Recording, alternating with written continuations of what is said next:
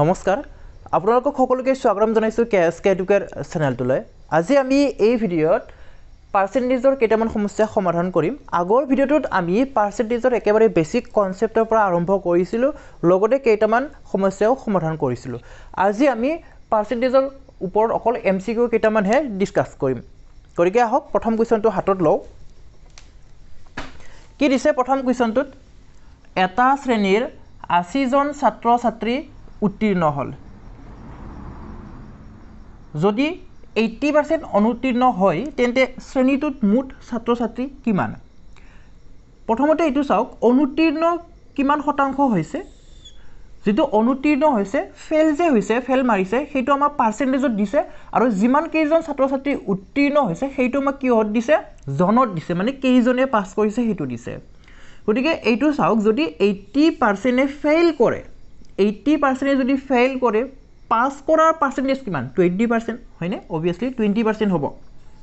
যেটো 80% এ ফেল কৰিছে অৰ্থাৎ 20% এ পাস কৰিছে তো সেই 20% ৰ পৰিমাণ কিমান হয় 80 জন হয় 20% মানে কিমান হয় 20% মানে হৈছে আমাৰ 80 জন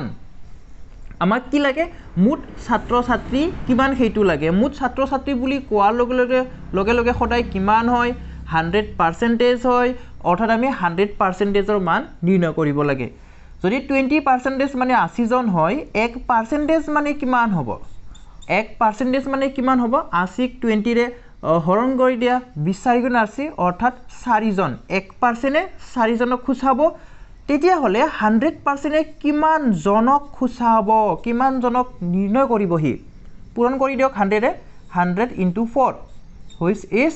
400 our answer is 400 option A to correct হ'ব আশা কৰিছো আপোনালোকে ধৰিব পাৰিছে এটা শ্ৰেণীৰ 8 জন ছাত্ৰ ছাত্ৰী উত্তীर्ण হল বুলি কৈছে পাস কৰিছে 80 জনে তাৰ পিছত কৈছে যে পাৰ্চেন্টেজত কৈছে যে 80% এ কি হৈছে ফেল মাৰিছে 80% ফেল মাৰা বুলি কৈছে গতিকে যদি পাৰ্চেন্টেজত চাও কিমান পাৰ্চেন্টে পাস কৰিছে 20% এ পাস কৰিছে যেটো নেকি কিমানৰ সমতুল্য হয় বা কিমান জন হয় 80 জন হয় অৰ্থাৎ 20% মানে 80 জন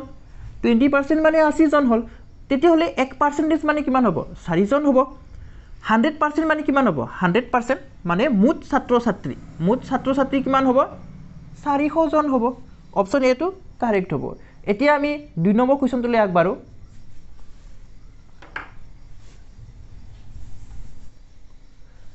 নেক্সট কি দিছে 2 নম্বৰ প্ৰশ্নটোত কি দিছে 150 তকৈ 30% বেছি হোৱা সংখ্যাটো হ'ব এতিয়া এনেকুৱা এটা কি সংখ্যা আছে যেটো নেকি আমাৰ 150 তকৈ 30% বেছি হয় গতিকে এই অপচন আমাৰ 4টা আছে এই 4টাৰ ভিতৰত কোনটো সংখ্যা 150 তকৈ 30% বেছি হ'ব হেতু খুদিছে এটা যেহেতু বেছি বুলি কৈছে গতিকে কি হয় 30% ইনক্ৰিজ হৈ যাব গতিকে 100% মানে কি হয় 100% মানে হৈছে আমাৰ 150 ৰ কি লাগে আমাক 150 30% লাগে অৰ্থাৎ আমি কি কৰিব লাগিব 150 ৰ 130% নিৰ্ণয় কৰিব লাগিব 30% বেছি কি হ'ব 100 কৈ 30% বেছি মানে হৈছে 130% 130% অফ কি নিৰ্ণয় কৰিব লাগিব 150 আমি নিৰ্ণয় কৰিব লাগিব যদি এনেকৈ নকৰে বেলেগ পদ্ধতিও আছে বেলেগ কি পদ্ধতি আছে চাও 150 ৰ আপুনি 30% নিৰ্ণয় কৰি ল'ব পাৰে নিৰ্ণয় কৰি লৈ কেনে যি পায় হেইটো 150 ৰ লগত যোগ কৰি দিয়ক তেতিয়া আপুনি এনসাৰটো পাই যাব যদি এই পদ্ধতিত কৰো কি পাম পাৰ্চেন্টেজ 0 0 কেনসেল কল 15 ৰ 3 ৰ মানে হৈছে পূৰণ 15 3 গুণ কিমান হ'ব 45 হ'ব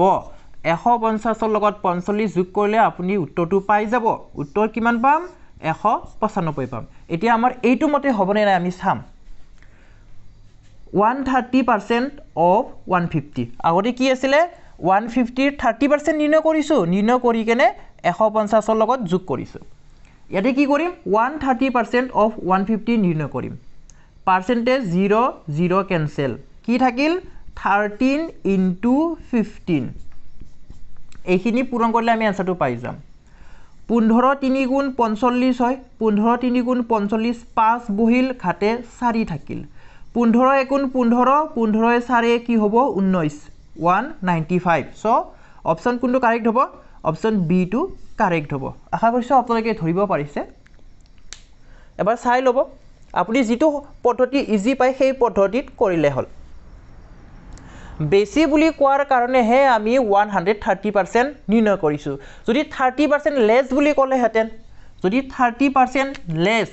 মৰৰ জায়গা যদি লেস খুদিলে হেতেন তেতিয়া আমি মাইনাস কৰিলো হেতেন অৰ্থাৎ কি কৰিলো হেতেন আমি 70% হে নিৰ্ণয় কৰিলো হেতেন 30% লেস মানে কি হ'ব কম হলে কি হ'ব 70% হ'ব গতিকে আমি 150 ৰ 70% হে নিৰ্ণয় কৰিলো হেতেন বেছি বুলি কোৱাৰ কাৰণে কি কৰিছো আমি 30% প্লাস কৰি কেনে অৰ্থাৎ 130% নিৰ্ণয় কৰিছো আমাৰ এনসাৰ কোনটো হল অপশন বি টু হল 195 টোৱে কি হ'ব 150 তকৈ 30% বেছি হয় এতিয়া আমি আগবাঢ়িম তৃতীয়টো প্ৰশ্নলৈ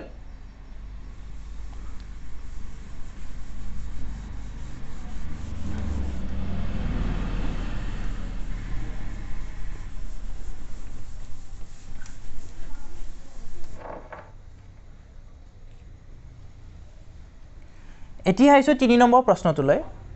আসাম পুলিচ এবি ইউবিৰ যেহেতু তাৰিখ উলাই গল কোন তাৰিখে হ'ব আপোনালোকে নিশ্চয় তাৰিখটো গম পায় আৰু সেইমতে আপোনালোকে নিশ্চয় প্ৰিপেয়াৰ কৰি আছে এই জানুৱাৰী মাহত যিমান পাৰে আপোনালোকে নলেজ বিলাক গেইন কৰিব আৰু ফেব্ৰুৱাৰী মাহত যিমানখিনি আছে মানে আগত 10-15 দিন যি পাব মানে আগত হেতু সেই কেইদিন আপোনালোকে যিমান পাৰে প্ৰেক্টিস কৰিব এই জানুৱাৰী মাহত আপোনালোকে কি কৰিব যিমান পাৰে পঢ়িব যিমান পাৰে নতুন নতুন নলেজ বিলাক কালেক্ট কৰিব তাৰপিছত ফেব্ৰুৱাৰী মাহত যেটো ইনিশিয়াল দিন থাকিব মানে প্ৰথম কেইদিন ফেব্ৰুৱাৰী মাহৰ সেই কেইদিনত কি কৰিব যিমান পাৰে প্ৰেক্টিস কৰিব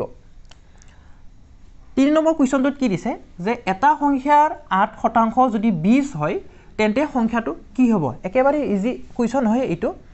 কি কৈছে এটা সংখ্যা আছে বুলি কৈছে যে সেই সংখ্যাটোৰ 8% মানে কি কৈছে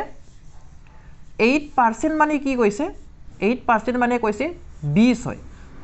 সংখ্যাটো 20 হয় কি হয় মানে 8% হলে 20 হয় তেতিয়া সংখ্যাটো কিমান বুলি সুধিছে এতিয়া মই বাৰে বাৰে কৈ আছো আগৰ পৰা যে সংখ্যাটো যদি নিৰ্ণয় কৰিব লাগে হেতু সদায় কি হ'ব আমাৰ 100% হ'ব 100% হ'ব যেটো 8% মানে 20 দিয়াই আছে গতিকে 100% মানে কি হ'ব হেতু নিৰ্ণয় কৰিলে হৈ গল x y z ধৰা কোনো প্ৰয়োজনে নাই 1% মানে কিমান হ'ব এতিয়া 1% মানে কিমান হ'ব 1% এ কি হক খুসাব 20/8 খুসাব হয়নে হয় এতিয়া 100% মানে কি হ'ব নিৰ্ণয় কৰক 100% এ কি হক খুসাব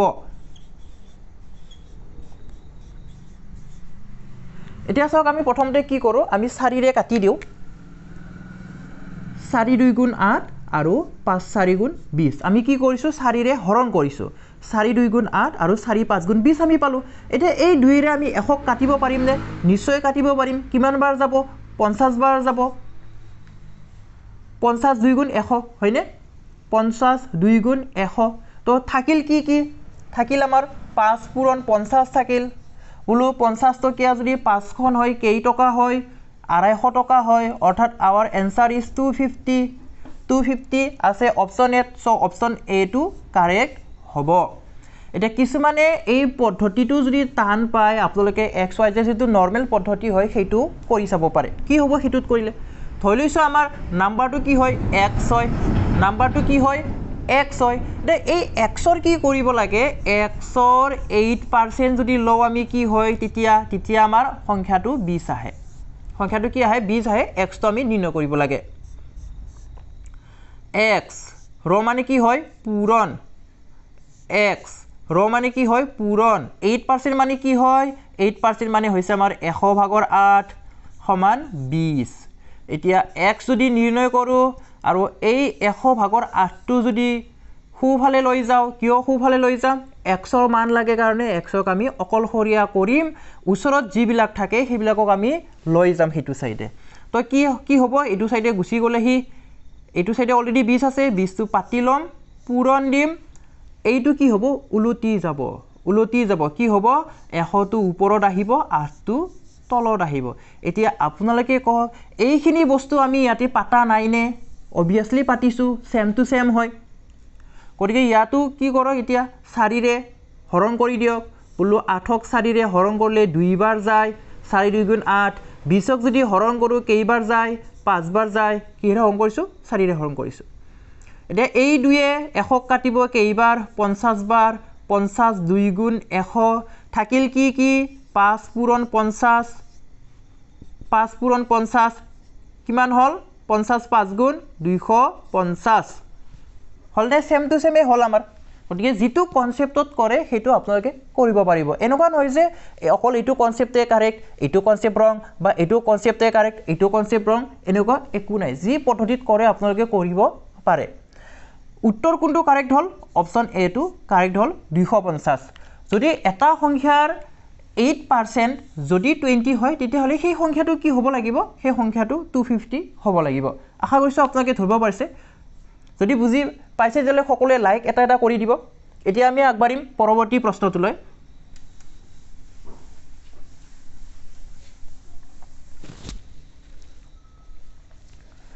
4 নম্বৰ প্ৰশ্নটোত কি দিছে এটা সংখ্যাৰ 5% যিমান 500 টকাৰ 12%ও সিমান তেতে সংখ্যাটো হ'ব ইয়াতে কি কৰিছে তুলনা কৰিছে যে এটা সংখ্যা আছে কিবা এটা সংখ্যা আছে আমি নাজানো এই সংখ্যাৰ এটো আমি নাজানো এই সংখ্যাৰ যদি আমি 5% লও যদি আমি 5% লও তেতিয়া হলে কিহৰ সমান হৈ যায় যে 500 টকাৰ 12% লোৱাৰ সমান হৈ যায় তো প্ৰথমতে আমি কি কৰিম প্ৰথমতে আমি কৰিম যে এই 500 টকাৰ 12% মানে কি হয় হেতু আমি প্ৰথমতে নিৰ্ণয় কৰি লম যিমান পাম এটো যিমান পাম সেই সংখ্যাটোৰ কি হ'ব 5% ৰ লগত সমান হ'ব 5% ৰ লগত সমান হ'ব আমি কি কৰিব লাগিব তেতিয়া হলে আমি কৰিব লাগিব যে এই সংখ্যাটো মানে কি 100% মানে কিমান হ'ব ইয়াতে আমাক আগৰ কোৱেশ্চনটো যেনেদৰে কোনোবা এটা শতাংশ ধৰা আছিল সেই শতাংশৰ মানে অমুক এটা মান বুলি ধৰা দিয়া আছিল কিন্তু এইটো ডাইৰেক্টলি তেনেকৈ দিয়া নাই কি কৈছে যে 500 টকাৰ 12% যিমান হ'ব হেতু 5% ৰ সমান হ'ব বুলি ইনডাইৰেক্টলি কৈছে হয়নে তো আমি এই মানটো নিৰ্ণয় কৰিম 500 টকাৰ 12% মানে কিমান হ'ব পাৰ্সেন্টেজ 00 কাটি দিও কিমান হল এতিয়া 500 টকাৰ 12% মানে হৈছে 60 টকা হয়নে হয় কেনেদৰে পালো পাৰ্সেন্টেজ কাটি দিলু 00 কাটি দিলু কিমান হল 5 ৰ মানে হৈছে পূৰণ 12 5 12 গুণ 60 অৰ্থাৎ আমি কি পালো 5% মানে হৈছে 60 5% মানে কি হয় 5% মানে হৈছে 60 তেতিয়া হলে আমাৰ 100% মানে কিমান হ'ব এতিয়া নিৰ্ণয় কৰক তেতিয়া আমি আনসাৰটো পাই যাম হয়নে হয় 100% মানে কিমান হ'ব 5 ভাগৰ 60 পূৰণ 100 5 ভাগৰ 60 পূৰণ কি হ'ব 100 হ'ব এতিয়া কোনোবাই ভাবিব পাৰে 5 ভাগৰ 60 কেনেকৈ আহিল হেতু আমি কি কৰিছো ইয়াতে এটা লাইন আছিল যে 1% মানে কিমান হ'ব 1% মানে হৈছে আমাৰ 5 ভাগৰ 60 বুজি পাইছে এইটো হৈছে আমাৰ ঐকিক প্ৰণালী এইখিনি মাথু মই লিখা নাই এই লাইনটো ডাইৰেক্টলি কৰি দিছো গতিকে আমি কি কৰিব পাৰিম 60 ক আমি 5 ৰে কাটিব পাৰিম কিমান বাৰ যাব 12 বাৰ যাব 12 5 গুণ 60 হয় গতিকে আমি ইয়াতে 12 লিখিম 5 12 গুণ 60 হয় কি থাকিল 12 পূৰণ 100 12 পূৰণ 100 12 100 গুণ কিমান হ'ব 1200 কিমান হল 1200 গতিকে 1200 কোনটো অপচনত আছে অপচন বি আছে অপচন বি টু কাৰেক্ট হ'ব সংখ্যাটো খুদিছে অপচনত টকা দিছে অপচনত টকা কেইটা নালাগে এই অপচনত থকা টকা কেইটা আমাক নালাগে যেটো সংখ্যা আহে গতিকে টকা কেইটা আমাক নালাগে কি হ'ব অনলি 1200 হ'ব অপচন বি টু কাৰেক্ট হ'ব 1200 1200 নাম্বাৰটো খুদিছে কিন্তু নাম্বাৰ লগত কিনো টকা আহিব হয়নে তো ইউনিট নাথাকে নাম্বাৰত গতিকে option B is the right answer আশা কৰিছো আপোনালোকে ধৰিব পাৰিছে কি কৰিছো এটা সংখ্যাৰ 5% যিমান হয় সংখ্যাটোতো নাই না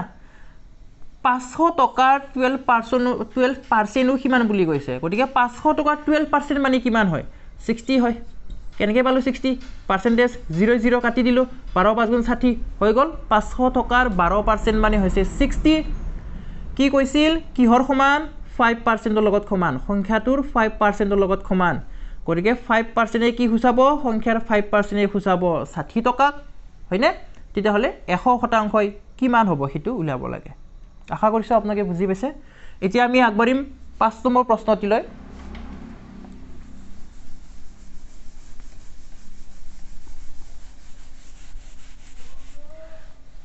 যদি আপোনালোকে আগৰ ভিডিঅ'টো চোৱা নাই যদিকে আমি বেসিক কনসেপ্টখিনি আলোচনা কৰিছিলোঁ লগতে কেইটামান কি দিছে এই প্ৰশ্নটোত এজন মানুহৰ দৰমহা 4000 টকাৰ পৰা 6000 টকালৈ বৃদ্ধি কৰা হয় তেন্তে শতকৰা বৃদ্ধি কিমান হ'ব এটা ইংৰাজীত অকমান বেলেগ হৈ আছে 5000 হৈ আছে অসমীয়াত 6000 হৈ আছে গতিকে আমি এটো কি কৰিলো 5000 কৰিলো এজন মানুহৰ দৰমহা 4000 টকাৰ পৰা 5000 টকালৈ বৃদ্ধি কৰা হয় তেন্তে শতকৰা বৃদ্ধি কিমান হ'ব কি কৰিছে এজন মানুহক স্যালাৰি দিছিলে দৰমহা দিছিলে প্ৰথমতে 4000 টকা দিছিলে তাৰ পিছত কি হল পুৰণা হোৱাৰ কাৰণে এক্সপেৰিয়েন্স বেছি হোৱাৰ কাৰণে ইয়াক ইনক্ৰিজ কৰি দিলে কিমান টকা ইনক্ৰিজ কৰিলে 1000 টকা ইনক্ৰিজ কৰিলে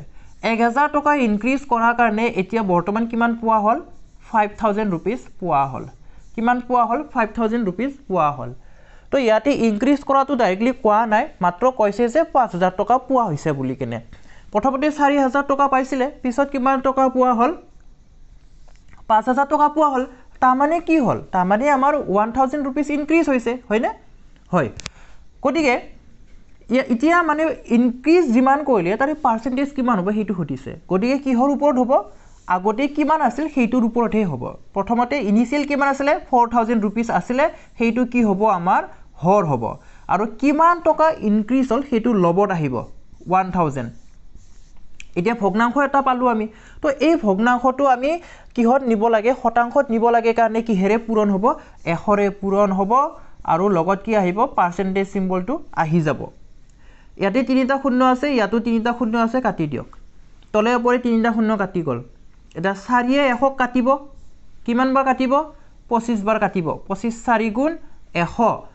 এটা 25 1 গুণ কিমান হ'ব 25 হ'ব অৰ্থাৎ আমাৰ উত্তৰটো কি হ'ল 25% ইনক্ৰিজ হৈছে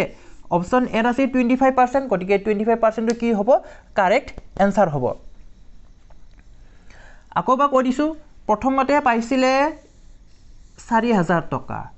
এতিয়া বৰ্তমান কিমান পায় 4000 ৰ পৰা কিমান হৈ গৈছে 5000 টকা হৈ গৈছে কিমান টকা ইনক্ৰিজ হল 1000 টকা ইনক্ৰিজ হল হয়নে 1000 টকা ইনক্ৰিজ হল গতিকে প্ৰথমতে পাইছিলে 4000 ইটো আহিব আমাৰ হৰত লবত আহিলে কিমান টকা ইনক্ৰিজ হল 1000 টকা ইনক্ৰিজ হল আহিলে হয়নে আমি কিহত নিম শতকৰাত নিম কাৰণে 100 ৰে পূৰণ এই তিনিটা শূন্য কাটি দিলো থাকিল কি 4 ভাগৰ 1 4 ভাগৰ 1 পূৰণ 100 এই 4 টোৱে 100 কাটিলে 25 বাৰ 4 25 গুণ 100 হলনে থাকিল কি 25 পূৰণ 1 কিমান পাম 25 এ পাম 25% অপচন এ টো শুদ্ধ হ'ব এতিয়া আমি আগবাঢ়িম অন্তিমটো প্ৰশ্নলৈ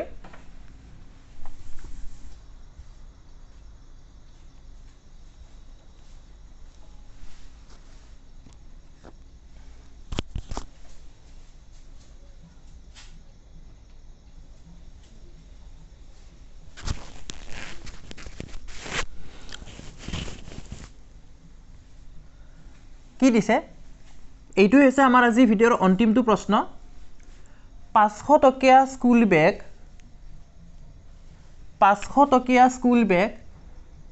30% হ্ৰাস কৰি বিক্ৰী কৰিলে বেচা দাম হ'ব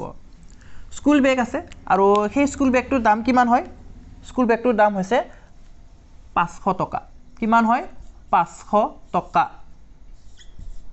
এই 500 টকাৰ পৰা কি কৰিব লাগে আমি 30% ৰেহাই দিব লাগে 30% প্ৰাইস লবই না লাগে হল